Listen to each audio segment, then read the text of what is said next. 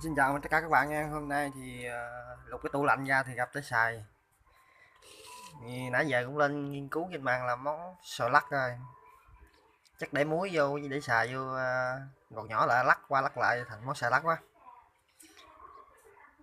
Thì do công việc mình bận quá nên không có rảnh thời gian làm clip cho mấy bạn coi, nên hôm nay mình làm về món ăn này ha. Mong các bạn đừng chê ha. Giờ mình bắt đầu mình gọt xoài mình làm cho các bạn coi ha.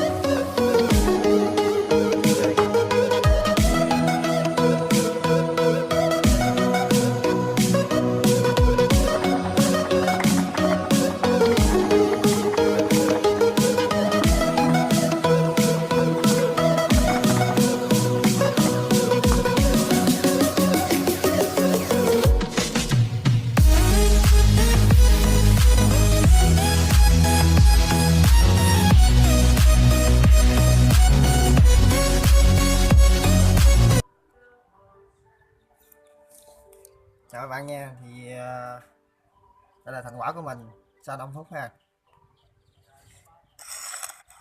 Nhìn nó không có được đẹp mắt cho lắm. Để mình thử miếng nha, nhìn chảy nước miếng à.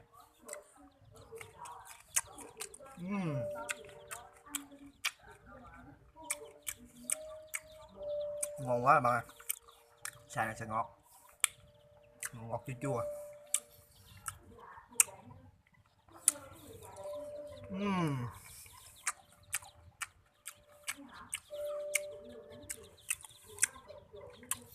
Mình đã tính quay mặt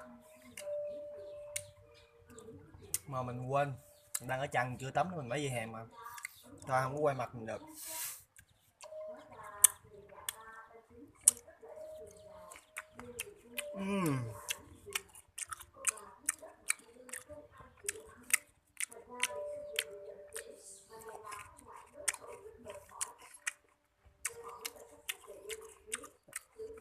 Ngon quá.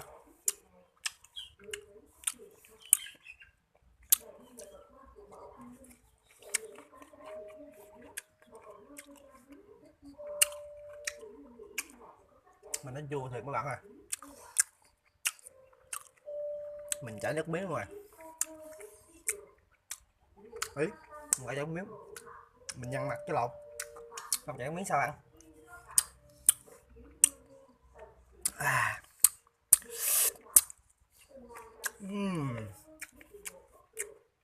Chua chua cay cay ngọt ngọt. Đã quá các bạn à.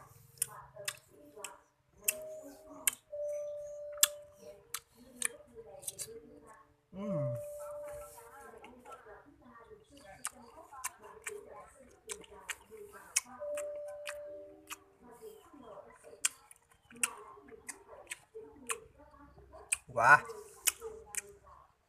chịu hết nổi các bạn ơi, chùa té đáy luôn à.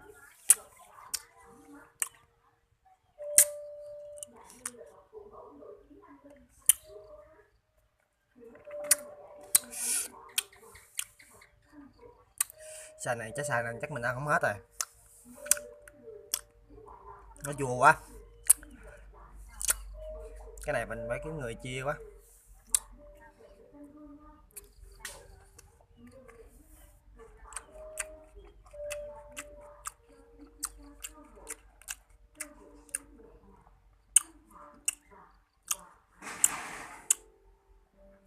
Thôi chắc mình phải nghỉ ăn hết nổi à. Mình xin dừng clip đây nha. Cảm ơn các bạn đã theo dõi clip mình. Chào các bạn nha.